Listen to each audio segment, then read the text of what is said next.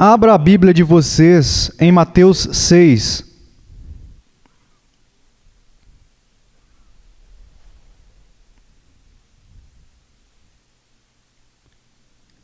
Enquanto vocês procuram, eu gostaria de ler algo em Lucas 11, que tem a ver com Mateus 6. Diz: de uma feita, estava Jesus orando em certo lugar. Quando terminou, um dos seus discípulos lhe pediu: Senhor, ensina-nos a orar, como também João ensinou aos seus discípulos. Jesus fez muitas coisas incríveis. Ele foi a figura mais notável da história. Eu passei os últimos 3 meses estudando sobre o Getsemane. E a única coisa que eu conseguia fazer quando ia ao escritório todos os dias era dizer: isso é incrível. É absolutamente incrível. Ele era incrível em tudo o que fazia. Ele caminhou sobre a água. Ele acalmou os mares. Ele ressuscitou os mortos. Ele enfrentou o inferno sem sequer levantar um dedo e o derrotou. Ele era absolutamente incrível. Mas o que eu acho incrível aqui é que os seus discípulos nunca foram até ele e pediram o seguinte: Senhor, nos ensine-nos a pregar. Senhor, ensine-nos a andar sobre a água. Senhor, ensine-nos a expulsar demônios. Quero dizer, quando eu quero saber alguma coisa, por exemplo, se eu quisesse saber como me tornar forte, eu não iria a um magrelo de 40 quilos para descobrir como ficar forte. Eu iria a um levantador de peso para descobrir como ficar forte. Se eu quisesse aprender a jogar basquete, eu não olharia no espelho. Eu ia falar com o Michael Jordan. Eu escolheria as pessoas que se destacaram em uma determinada área e elas seriam as únicas de quem eu buscaria conselho. Bem, olhando para Jesus, conhecendo todas as grandes coisas que ele fez, eu tentaria escolher o maior feito que ele realizou, e isso seria o que eu ia pedir a ele para me ensinar. E não é incrível que o que eles pediram para ele lhes ensinar foi a orar? Ninguém orou como ele. Ninguém orou como Jesus. Alguém já veio até você e falou: você não poderia me ensinar a orar? Como devo orar? Lembro-me de uma foto que foi tirada nos anos 60 ou possivelmente nos anos 50. Bem, quando John F. Kennedy estava no escritório e a foto foi tirada enquanto ele estava sentado em sua cadeira no salão oval atrás de sua mesa. Você pode notar através de sua mesa que o seu filho estava brincando na parte de baixo da abertura da mesa. Aí está o homem mais poderoso do mundo naquela época. E ainda assim, por esta criança ser o seu filho, ela está brincando em seus pés. Então, nós temos as duas coisas. Nós temos essa ideia de que eu sempre vou diante do meu Pai, lembrando que o meu Pai é o Senhor do céu, o Senhor da terra. E assim temos uma paz e um temor. Temos segurança e temores. Eu tive um professor de grego que sempre dizia: você tem que olhar para dentro e para fora neste texto. Você não pode gritar: santificado seja o teu nome em todo o mundo, a menos que você grite primeiro: santificado seja o teu nome em mim. E não se trata apenas de guardar regras ou mandamentos, ou se vestir como um puritano, ou ficar parecido com o personagem do filme Orgulho e Preconceito. Não se trata de parecer conservador. É uma questão de coração. Você pode ser o homem mais arrojado. Você pode ser feroz como o mar. Você pode ser mais habilidoso na floresta do que em uma biblioteca. Mas se você conheceu Jesus Cristo, crucificado e ressurreto dentre os mortos, se Ele entrou no seu coração, então Ele se tornou uma paixão controladora. E essa é a chave para a santidade. Porque eu vou ser muito honesto com vocês até certo ponto. Eu creio que vocês poderiam dizer sobre mim que eu sou um pouco arrojado e profano. Eu não me importo com religião. Não gosto da maior parte. Mas a Cristo. crucificado e ressurreto dentre os mortos. E é Ele quem controla o coração. Tudo é para Ele, por causa de quem é Ele, por causa do que Ele fez, por causa do que Ele vai fazer, que nos controla, que nos faz querê-lo, procurá-lo, fazer Sua vontade e sermos agradáveis a Ele.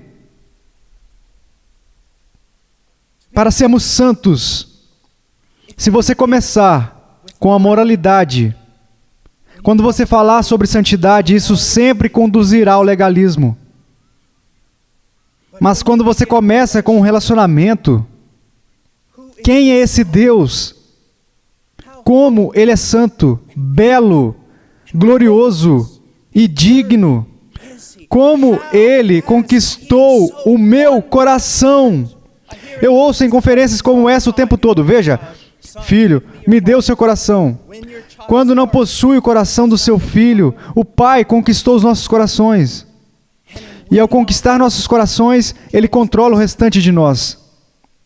O que significa ser santo? É saber mais sobre quem Deus é e o que Deus fez por nós em Cristo. E isso cativa o nosso coração e nos faz amá-lo. E então todo o resto se encaixa. Nós não olhamos para o quão bem nós pontilhamos cada I e cruzamos cada T. Nós simplesmente olhamos para Ele. E a nossa regra é o amor a Deus e o amor aos homens.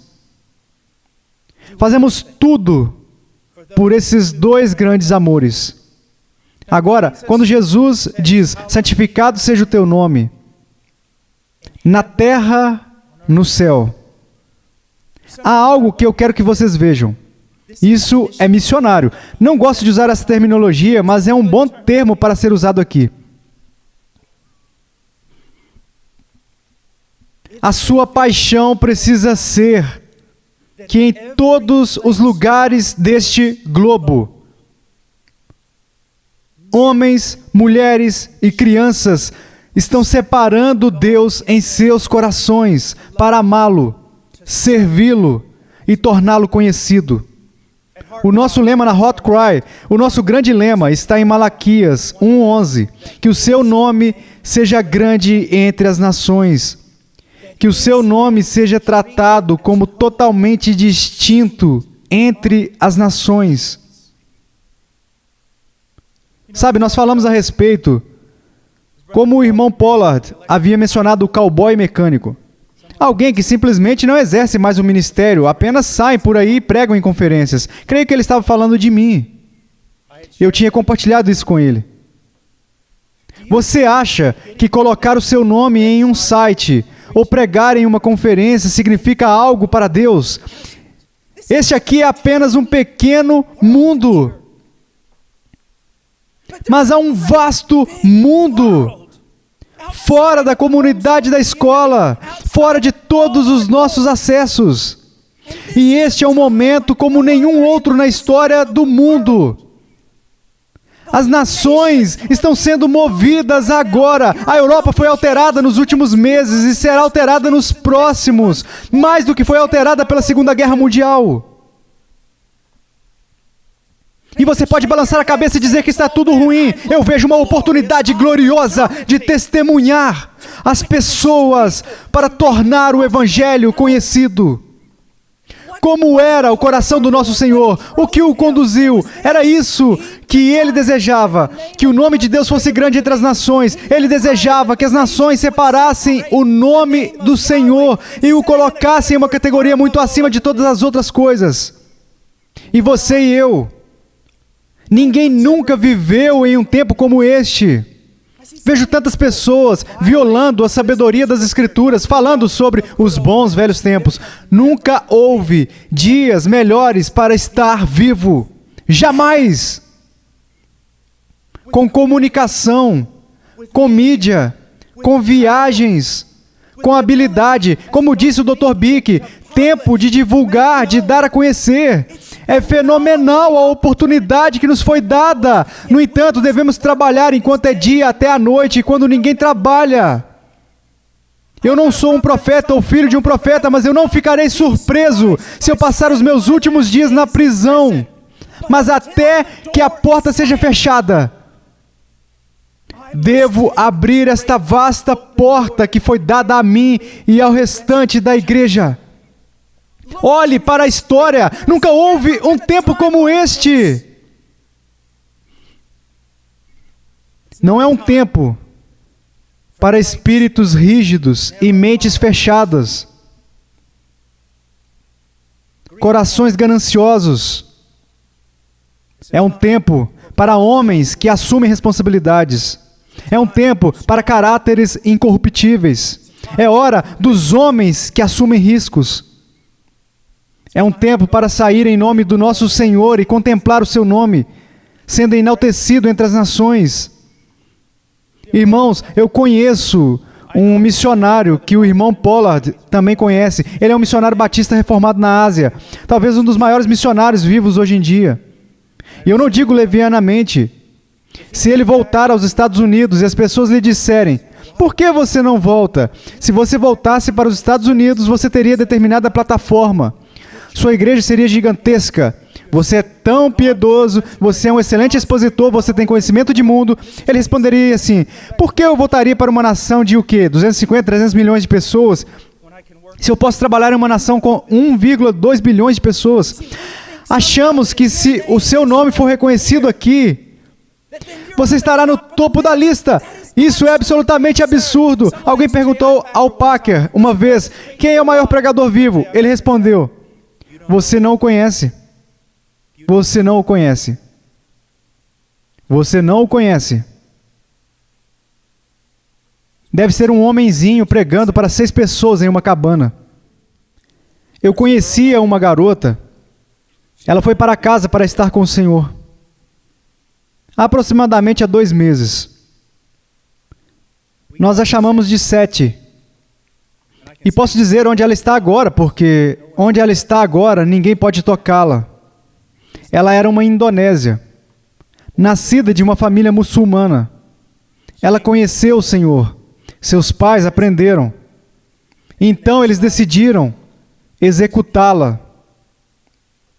Sua irmã, embora a odiasse por ter se convertido, não suportava o fato de ter sua irmã morta por seus pais. Então, uma noite, ela deixou a porta aberta. Ela escapou. Então, a mãe dela entrou em coma. E assim, na verdade, ela voltou para a família, sabendo que ela poderia ser morta porque ela queria ministrar, ela queria cuidar da mãe. Então, eles basicamente a escravizaram. Finalmente, alguns crentes que eu conheço conseguiram entrar lá. Eles a resgataram, fugiram com ela. Então, ela foi com outra jovem até uma aldeia para pregar o evangelho lá. E por que ela foi sozinha com outra mulher? Porque havia uma Débora? Porque não havia homens corajosos o suficiente para entrar naquela aldeia. Eu fui visitá-la enquanto ela trabalhava naquela aldeia. Esta é uma vila onde você pode ser estuprada se você for uma mulher, se você não for muçulmana. Então, ela e o outro obreiro disseram isso. Muitas vezes, quando estrangeiros vêm aqui, mentem para as pessoas sobre o porquê de estarem aqui. Então, mais cedo ou mais tarde, as pessoas descobrem por que realmente estão aqui, para pregar o evangelho. E eles os odeiam. Eles não confiam neles porque são mentirosos. Entramos na aldeia e dizemos a eles que somos cristãos. E eles ameaçaram nossas vidas. Eles podiam nos bater e derramar urina e lixo em nossas cabeças, tornar nossas vidas miseráveis. Mas se pudéssemos suportar e continuar caminhando com Cristo, eventualmente ganharíamos a honra deles. Tipo um pregador que viu uma luz na casa de um missionário, viu uma luz e disse: posso ter uma dessas? E assim o missionário deu-lhe uma tomada de luz, uma lâmpada e um cabo. Então o missionário foi visitar aquele homem algumas semanas depois. E o homem disse: a luz não vai funcionar, eu simplesmente desliguei. Bem, não havia eletricidade na casa. Ele apenas pensou que iria funcionar. Nós não vivemos em um tempo onde podemos viver enclausurados. Não vivemos numa época em que devíamos nos enclausurar. Devemos habitar com Deus, devemos estar com Ele, devemos estudar a Sua Palavra, devemos nos deleitar no Evangelho, mas somente com este grande propósito de propagar o Evangelho no mundo, porque quero que vocês saibam de uma coisa: ninguém nem os apóstolos, nem os puritanos, nem os reformadores, ninguém viveu em uma era como a nossa. Ninguém. Eu estava simplesmente argumentando com os irmãos aqui. Há um país muçulmano, vocês não vão acreditar, e há um editor reformado lá que conseguiu permissão para publicar. Todas as coisas que estão acontecendo agora são surpreendentes. Poderíamos usar um bando de jovens realmente fortes para ir àqueles campos de refugiados ao redor do mundo e pregar o Evangelho.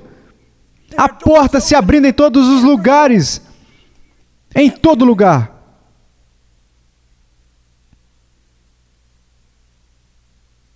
A última coisa que gostaria de dizer é isso.